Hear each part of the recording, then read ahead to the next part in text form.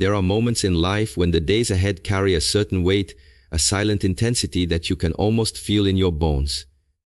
They approach without announcing themselves, yet somewhere deep within you sense that something is coming. August 13, 14, and 15 are not just dates on a calendar. They are a sequence, a trial, a passage that will test you in ways you may not have anticipated.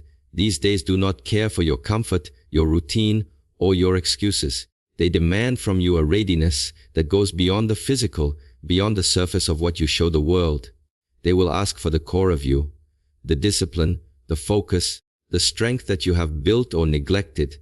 These 3 days will not be merciful to hesitation.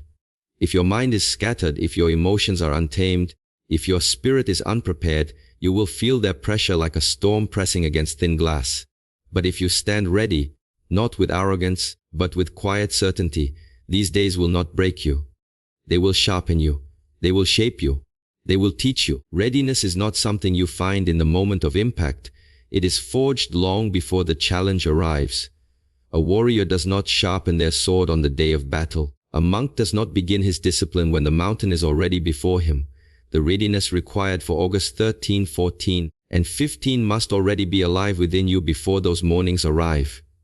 It is the discipline you have cultivated in silence, the resilience you have built when no one was watching, the mental stillness you have practiced in the midst of noise. Each of these days may come with its own trial, physical exhaustion, emotional weight, unexpected confrontation, or silent inner doubt. You will not always be able to choose the nature of the challenge, but you will always be able to choose your response. If your mind is anchored, you will not be tossed by the winds. If your heart is steady, you will not be pulled apart by sudden waves. There will be moments when you will want to step back, when your thoughts will whisper that you cannot endure. But in such moments, remember, pressure is not here to destroy you, it is here to reveal you. The question is not whether these days will test you. They will. The question is whether you will meet them with the eyes of someone who is ready or the hesitation of someone who is not. August 13, 14, and 15 are not your enemy. They are the mirror in which you will see yourself clearly. And what you see will depend on the work you have done before the sun rises on those days. Readiness is not something that appears suddenly in the heat of the moment. It is not a burst of courage that shows up only when you are cornered. It is a quiet force built in the unseen hours, formed through the small and consistent choices you make every day. The person who waits for the challenge to prepare has already lost half the battle before it begins. You cannot expect your mind, body, and spirit to perform at their highest level if you have not been training them before the trial arrives. True readiness is an accumulation. It is built from the early mornings when you rise despite fatigue, from the moments you push forward when no one is watching, from the discipline of saying no to distractions that weaken your focus. When the storm comes, you will not have the luxury to build the shelter. It must already be standing strong and secure before the first drop of rain touches the ground. In the same way, when August 13, 14, and 15 arrive, there will be no time to start building the mindset, the patience, and the strength you will need. They must already be alive within you. This is why readiness is not an event. It is a way of living. It is a constant state of sharpening your tools so that when the day demands them, they are not dull in your hands. There is a false comfort in thinking you will rise to the occasion simply because the occasion demands it. People often believe that when the critical moment comes, something within them will switch on and they will suddenly be their strongest self. But the truth is, you will fall to the level of your preparation. If you have been careless in training your mind to stay calm under pressure, you will crumble under pressure. If you have neglected to discipline your emotions, they will take control when you need clarity the most. Readiness is the insurance against collapse. It is the investment that ensures stability when everything around you begins to shake. Every choice you make before the trial is either building you up or slowly weakening you. The foods you eat, the thoughts you entertain, the way you handle small frustrations, they are all part of your training. The discipline to keep your promises to yourself, the ability to resist what is easy in favor of what is necessary, the patience to act with precision instead of impulse. These are not small things. They are the foundations of readiness. You do not prepare for the mountain by standing at its base and staring at it. You prepare by climbing smaller hills long before you arrive. by training your body to endure the strain, by teaching your mind to remain steady in thin air. Readiness is a lifestyle, and the test will only reveal whether you have been living it or not. Pressure does not invent a new version of you. It exposes the one that has been there all along.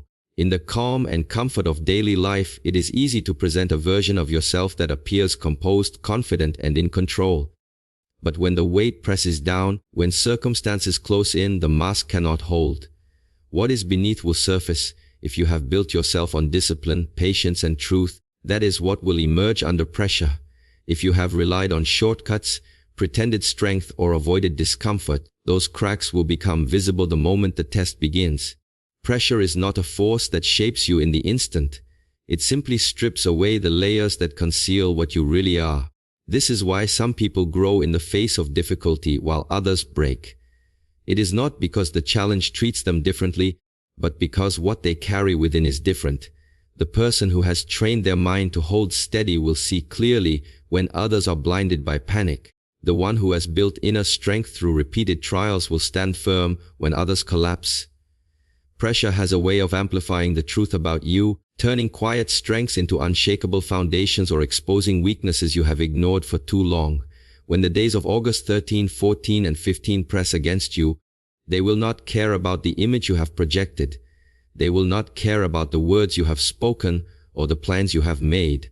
They will reveal whether you can stay calm when the unexpected happens, whether you can act with precision when your emotions try to drag you into chaos. They will measure not the person you wish to be, but the person you have been becoming in the days, months, and years before. Pressure is a mirror, but it is also a magnifier. It will make small flaws appear larger, and it will make small strengths more powerful. If you carry fear, it will grow louder. If you carry courage, it will shine brighter. This is why you cannot afford to live in a way that hides from discomfort. Every small challenge you avoid is an opportunity lost to build resilience. Every discomfort you face and endure is a step toward becoming someone who cannot be broken easily. There is a certain honesty in pressure. It does not flatter. It does not deceive. It does not negotiate. It tells you the truth about your readiness without softening the edges. This truth can be painful, but it is also necessary. It strips away illusion, forcing you to see the reality of who you are and whether the foundation you stand on is strong enough to carry you when the weight increases. In moments of chaos, when events spiral beyond your control and the noise of the world grows louder, the most valuable possession you can have is a mind that remains still. Mental stillness is not the absence of thought, but the mastery of it. The ability to let your mind be a clear, calm lake instead of a storm-tossed sea. Without it, even small problems can overwhelm you and large problems can drown you. With it, you can see the situation for what it truly is, not what fear or panic tries to make it seem. It is the still mind that allows you to make decisions with precision, to act with purpose, instead of reacting blindly to every surge of emotion. This stillness cannot be built in the middle of the storm. It is cultivated long before, in the quiet moments where you train yourself to observe without immediately judging, to breathe without rushing into action, to hold your ground when impulses scream for you to move. Every time you pause before speaking in anger, every time you step back to see the bigger picture instead of getting lost in details, you are training mental stillness. It is like strengthening a muscle. At first it is difficult, but over time it becomes natural, and in moments of crisis, it will be the difference between clarity and collapse. When August 13, 14, and 15 arrive, they may bring situations that pull at your emotions, that seek to provoke you into rash choices, that surround you with urgency. Those who have not learned mental stillness will find themselves tossed around by every new development. They will feel powerless, not because the events are impossible to handle, but because their minds have become chaotic in response.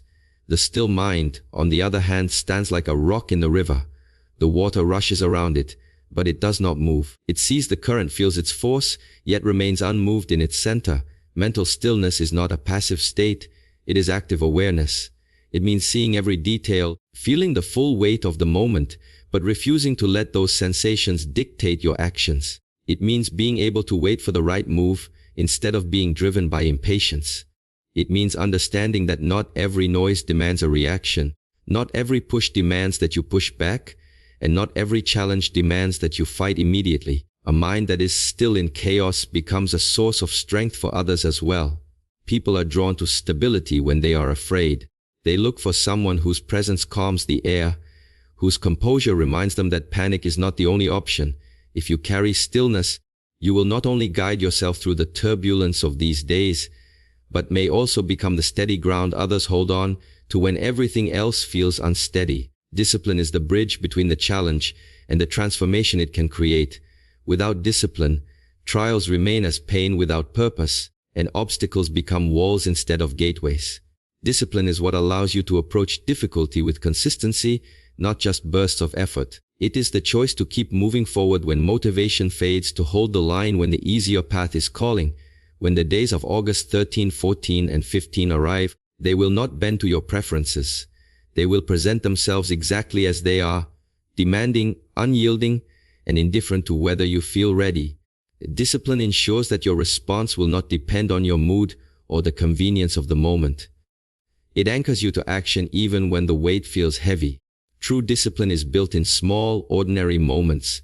It is not always forged in grand acts of endurance, but in the decision to do what needs to be done over and over again, even when no one is watching.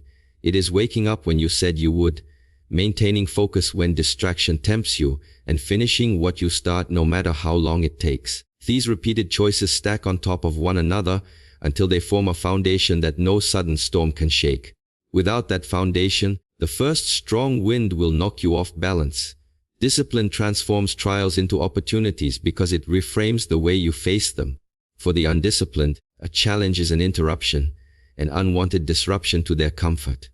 For the disciplined, it is a proving ground, a place to apply what has been practiced, a chance to refine what can still be improved. Instead of asking why the challenge has come, the disciplined person asks how it can be used to become stronger. This shift in mindset turns even the heaviest burden into a tool for growth. When discipline guides you, emotion does not rule you. Fear may speak, but it will not dictate your steps. Doubt may whisper, but it will not control your direction. Laziness may call, but you will not follow. This is why discipline is more than a habit. It is a form of self-mastery.